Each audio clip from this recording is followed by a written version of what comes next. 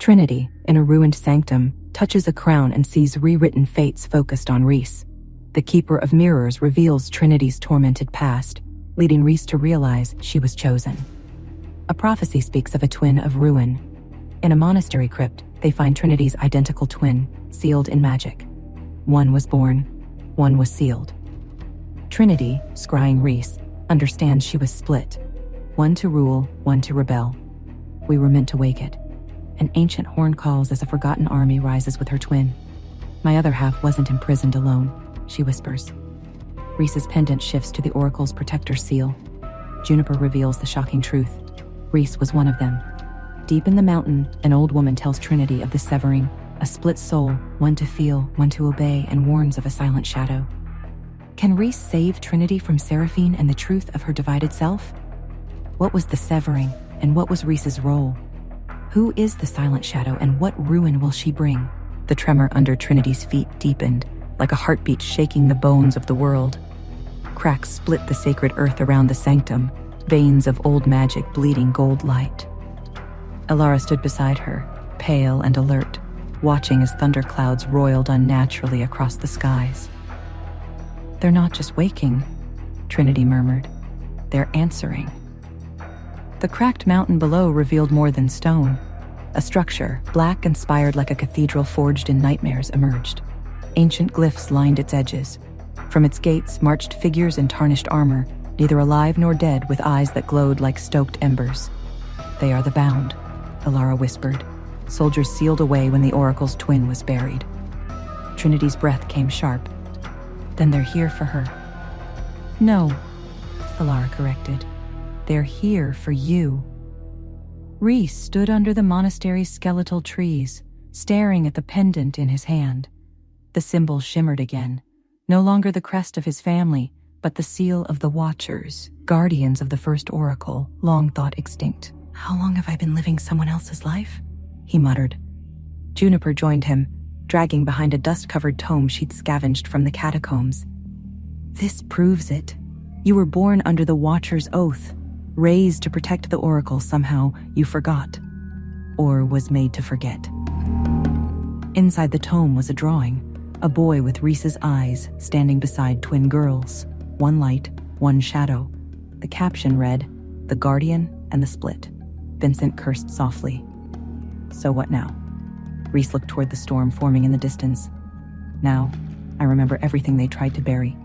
Trinity followed the memory orbs through the mountain's inner sanctum. The visions grew more fragmented.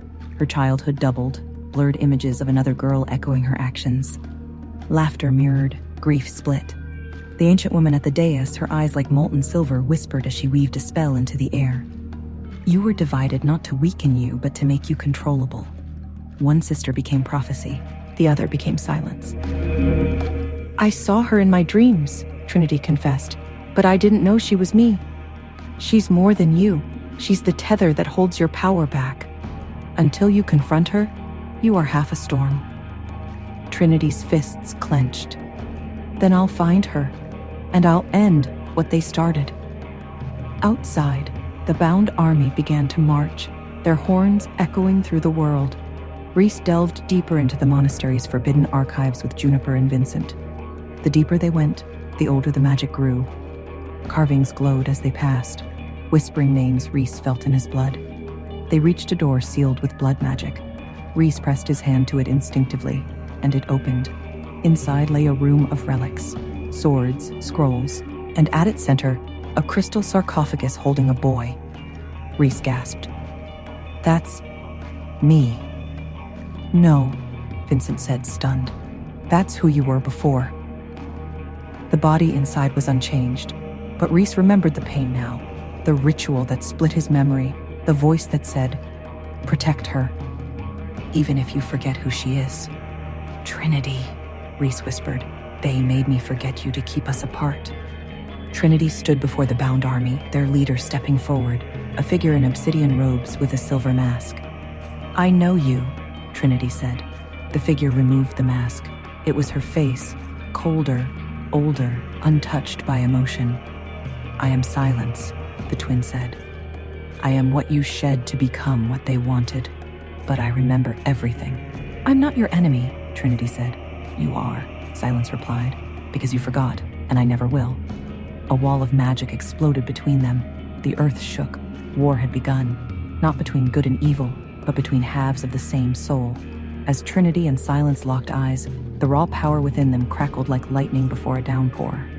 The very air thrummed with their intertwined magic, a force capable of reshaping the world. Would Trinity be able to bridge the chasm of forgotten years and reach the sister forged from her own silence? Could Reece, now bearing the full weight of his guardian lineage, break through the ranks of the bound and stand beside the oracle he was born to protect?